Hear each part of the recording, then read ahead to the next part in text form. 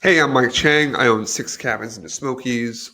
I look at AirDNA on a monthly basis to take a look at market health and help inform my pricing and investment decision. Looking for Sevierville, I want to see how March did. So first, I look at market health overall. You can see that in March had 156 nights, 56,000 nights booked versus 132,000 nights booked the year before, which is an 18% increase.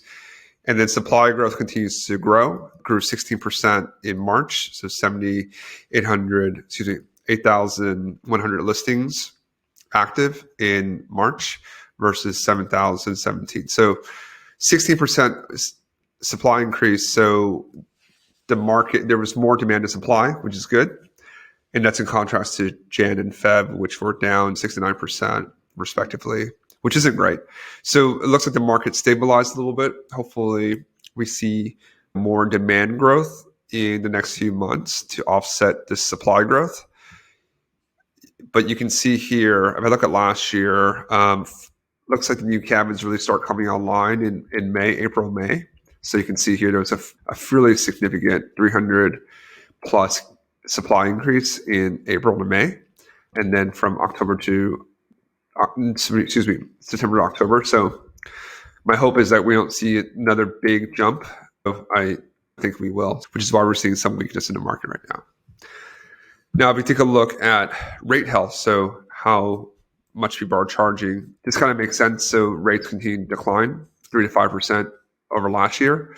We're just seeing a lot more supply come in the market and not seeing as much demand growth. So people are cutting prices in order to try to grab the occupancy, which is what we're seeing here.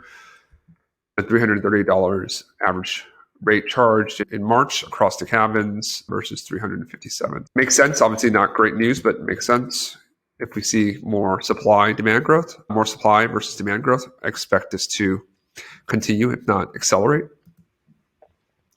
And I just want to break down between the different tiers, between budget, economy, mid-scale, upscale, luxury. So similar to what we've been seeing, the low end and the high end are doing okay. So the low end on the budget side, rate growth steady. On the higher end, continues to grow. But it's the middle part here that's getting squeezed.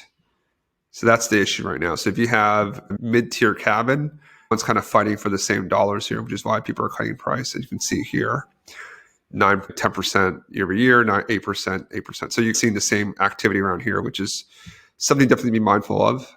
So hopefully this helps your pricing and investment decisions. And if you have any questions, feel free to leave a comment. Thanks.